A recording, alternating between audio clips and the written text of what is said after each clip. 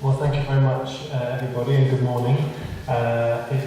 It's great to be here, and thank you for the offer to share some thoughts with you. So I'm speaking to you today from the small Devon town of Totnes, which was one of the very first transition initiatives. And so I want to really share some of our experience here of our attempts here to try and reduce carbon emissions and build resilience here at the local level. And I understand there are some people there from some of the transition initiatives, some of the transition town projects in Wales, and I'm sure they'd be only too happy to share their experience with you later in the day as well. So Totnes is a town of about 8,500 people. A market town sits in a wider catchment of about 23,000 people. And Transition Town Totnes started in 2005, really as an inquiry about what a bottom-up, community-led response to climate change, to peak oil, might look like in practice, what a community-led push for resilience would look like in practice. And what's happened here has inspired many other places, and there are now something like 1,300 official transition initiatives now in 43 countries around the world, and in some ways, Totnes is one of the places, I think, where you can see the idea in its most kind of stitched together form. So I want to kind of give you a bit of a taste of that, really. So our idea is really that a lower carbon economy on the scale and in the way that we really need if we're to genuinely avoid the levels of going beyond 2 degrees, going beyond 1 degree. As the climate scientists say, it means we need to be cutting emissions by around 10% a year starting now. That goes way beyond changing our light bulbs, driving a bit slower. It's a major rethink of the scale on which we do things. And for us, one of the key strands of that is this idea of community resilience as a form of economic development. At the moment, we have a government policy which seems to be, we'll frack natural gas, which will give us prices as cheap as we've had in America, which will then attract industry to the UK, which will mean we can have a new industrial revolution and loads of economic growth, which from a climate change perspective is insane. And so what I really would like to, I suppose, get across today is another story, a different way that we can do it, and it's not something that's just happening here in Totnes, it's something that's happening increasingly around the world, which is very exciting, I think. So our sense is that it's about really how do we, what does an economy look like if it's based around a more localised approach, not entirely, but where it's appropriate, particularly heavier things like food and building materials and things like energy. If we can source those closer to home, we keep the carbon emissions down and the embodied carbon as well. So I want to just run through a few different areas. I suppose the first one is food. When Transition Town started in 2005, 2006, one of the areas that took off the fastest was food, and I'm sure it's probably many of your shared experience as well. When you try and engage communities in this kind of work, actually one of the first things that really gains traction is work around food. You don't need permission to do it, you don't need a budget to do it, you can just get your spades and your seeds and get out and get on with it. So we have a garden share scheme here, which invites people to come together and so it's like a dating agency really, so it matches up. People who have a garden they're too busy or too elderly to use with people who would like to garden but live in a flat and don't have a garden. So there's about 40 of those relationships that have now been made, and a very simple thing to run, very successful. We have an incredible edible program here, Incredible Edible Totnes, which is doing all kinds of work, growing food in little unloved corners all around the town. We have a project called Totnes, the Nut Tree Capital of Britain, where we're planting hybrid walnuts and different nuts and fruits, again through parks and different places in the town. One of our local solicitors, Freddie Will, that is taken there with his business, he buys a tree into the scheme. But it's not just a practical project. We've also been looking very much at strategic projects in terms of trying to really work out what degree of food localization is possible or desirable.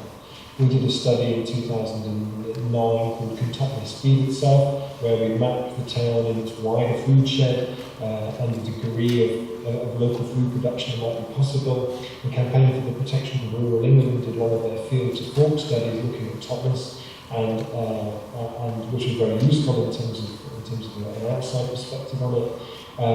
Darting to the state where I'm speaking to you from today, Transition to Totnes took part in the land use review here of reimagining how a landowning estate with 1,000 acres of land on the edge of Totnes could actually use that land as part of a wider push towards community resilience.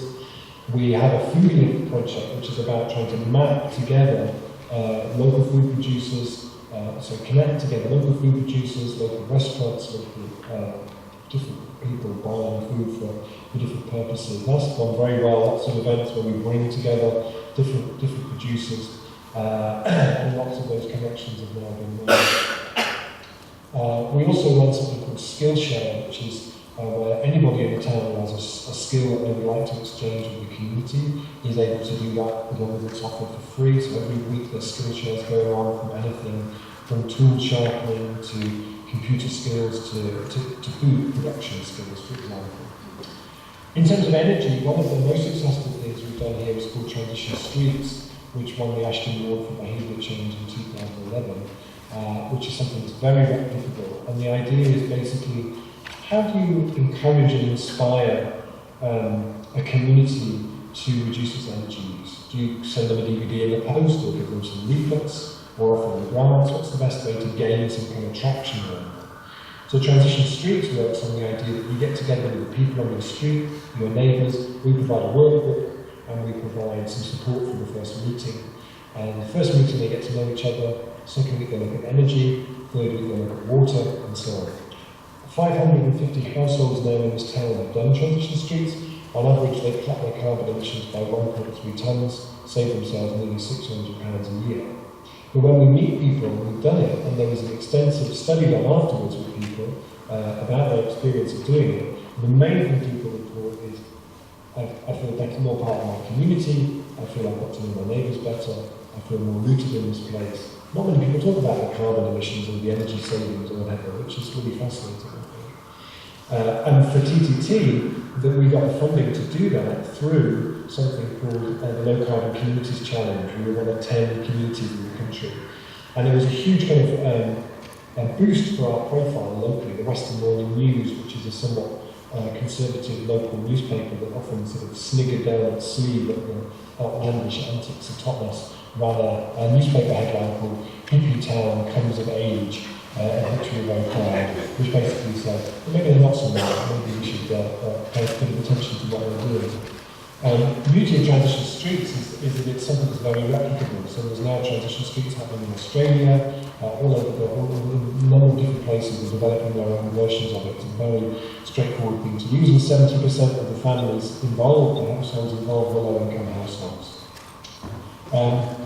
We also run an open eco-homes event, where people who have houses with interesting energy efficiency features open their houses up for people to come and see, and that's usually conjoined with an energy fair. We've done lots of retrofitting work, and something called Draft Busters, which was developed in one of the transition groups in London, Transition Belsize, which is like a sort of like a Tupperware party where you draft with each other's houses and then go home with all the stuff you need to do your own home. That's something that happens here too. Also out of Transition Town Totnes, about 6 years ago came Totnes Renewable Energy Society, a community-owned energy society, which has hundreds of members now, and sadly spent about 3 years trying to get planning permission for the Totnes Community Wind Farm on the edge of town, which was refused planning on the grounds that the blades of the turbines could be seen from the front doors of 2 listed buildings. It's in the planning that we have here in the southwest. But they're now pushing on into looking at hydro and bigger solar schemes and biomass projects and stuff.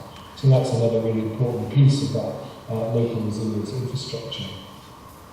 We also have a local currency scheme here called the Totnes Pound, which has always been kind of an experiment here, a pilot, but has inspired lots of other places to do much better local currency schemes, the best one of which is the Bristol Pound, which is now taken in over 700 businesses in the city of Bristol. You can use it on the city buses, you can pay your council tax with business rates with Bristol pounds, you can use them on your mobile phone, and the mayor, the recently elected mayor of the city of Bristol, takes his full salary of £51,000 entirely in Bristol pounds. and we're looking soon at a relaunch of Bristol Pounds with a full range of notes, because we only ever had a £1 note in the first place. But thinking more strategically about it, one of the things that we did here last year, and we also did in Herefordshire as a county and Brixton as an urban neighbourhood, was what we call a local economic blueprint, local economic evaluation. And the idea of that was, can we really argue that this idea of community resilience as a form of economic development is the case? You know, at the moment everybody is scrabbling about looking for new economic ideas, because in many ways the current model appears to be really broken. But can we really argue that the kind of stuff that many of you are doing in your local economies, in your local communities, trying to build resilience, trying to put that kind of infrastructure in place, is it actually a form of economic development?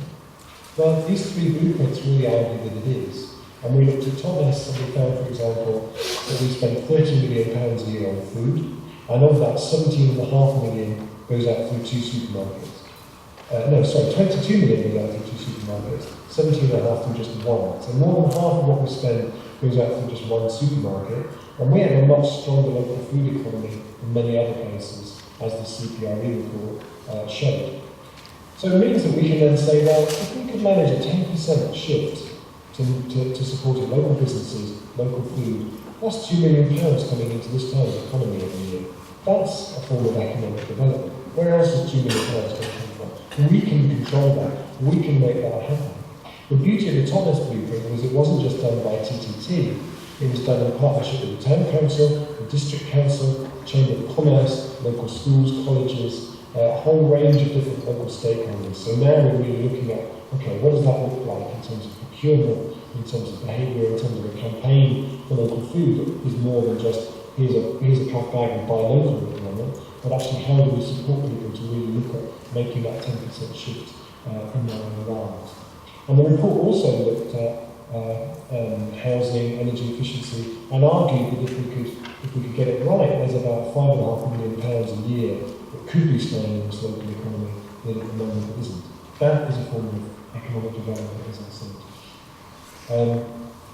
So a lot of what we do increasingly now is about creating new infrastructure for the town. How do we start to become our own developers? We have 2 projects that are running here, one called Transition Homes, which has bought some land on the edge of town and is about to build, about to apply for planning permission to build 25 homes, taking that thinking from local food and applying it to building materials. So what would it look like if every time we built a house in this town, it was built using 80 or 90% local materials?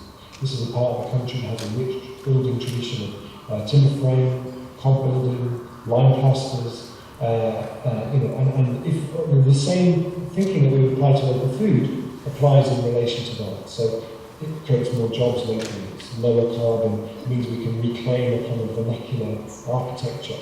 So that's Transition Homes is going to be all affordable housing, 100% affordable, with people from the housing list, and training and reskilling people at the same time. We've also got a project here called Atmos, which we've been working on for 6 years, which is working to bring an 8-acre derelict site next to the railway station into community ownership, to develop it as a catalyst for this new economy. We have a heads of terms signed with the landowner, and we hope to have the contracts completed before Easter, and then we will be able to run the first community right to build order that's ever been run anywhere in the country, get the community master plan on the site, and then actually making that happen. One of my favourite things that we do every year is called the Local Entrepreneurs Forum. So our aim really is to look at how do we restart the economy here? Who are the entrepreneurs? Who are the people who can offer their support? So we've run it twice now, the Local Entrepreneurs Forum, where for one day we bring together local entrepreneurs, mentors, people in the community who have experience in business they'd like to share, and potential investors as well. And then we spend the morning and we'll meeting each other, and then in the afternoon we do something called a Community of Dragons. And the Community of Dragons is where 4 different enterprises pitch their ideas, people ask them questions, and then we say everybody in this community is a potential investor in the economy of this town. Whether you can lend someone a pen, lend them £10,000, let them use your shed, whatever. And then people pledge, and it's really extraordinary. Last year we had 3 women who are setting up a who set up a market garden and wanted to expand it into a community-supported agriculture box scheme. They came needing £1,000, they went ahead with £3,500, offers of help with promotion, websites, 30 members for a box scheme they haven't launched yet. That's what it looks like when the community gets behind its entrepreneurs. And that's something that we really try and enable through that event, through the economy centre that we opened recently as an incubator space in the town for this. And my own contribution to this vision of a new, more localised, resilient economy is that I've been part of a team that started up a new craft brewery here in town, which is exploring what a social enterprise brewery looks like. So we're looking at this year's Local Entrepreneurs Forum to invite all our members to come and vote over which of the businesses that pitch to the Community of Dragons event. We will then brew a bottle of beer that will be on sale for the year in the town, which will raise money to support that business and tell that business's story on the label. So Thomas is just one place that's doing transition, but I think in terms of that kind of joined up thinking, it's a place that has a really important story to tell. In terms of who we reach, I think a lot of the projects increasingly are designed to reach as wide and far as we can. As I said, transition streets had about 70% of people involved were low-income households, and certainly a lot of our events that's the experience too.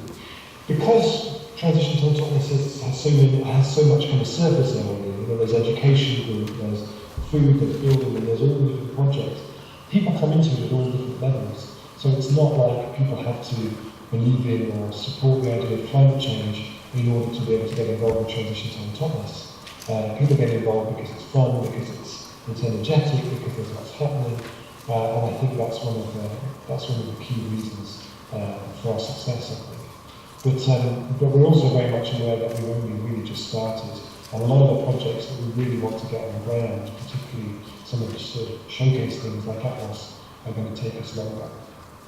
But the main thing that I've learned, I suppose, from doing transition all the time, is that we can either sit and wait and assume that someone is going to come right into our rescue, that there's some mythical cavalry out there that is going to come riding in to save us. Or actually, if we can gather the people around us with an inspiring story, with an invitation to be part of it, actually those people can really do extraordinary things. We talk for a long time in transition, use this term, unleashing the collective genius of a place. And using things like open space, World Cafe, having enough structure that people feel like they're part of something, but enough space within that for people to be able to pick it up and run with it, then you really have something where people can shake it. And time and again, in Thomas and many, many other places, I visit lots of transition groups, and I'm always really amazed by the level of engagement, the creativity, the sense of fun and playfulness that they manage to create out of inviting the community to address some very sobering and thought-provoking issues. So I hope this has worked, and that my being on the screen has worked for you. And thank you very much for the invitation. And I think we're going to be maybe doing some questions after lunchtime or something. So anyway, thank you very much for your time today. Thank you.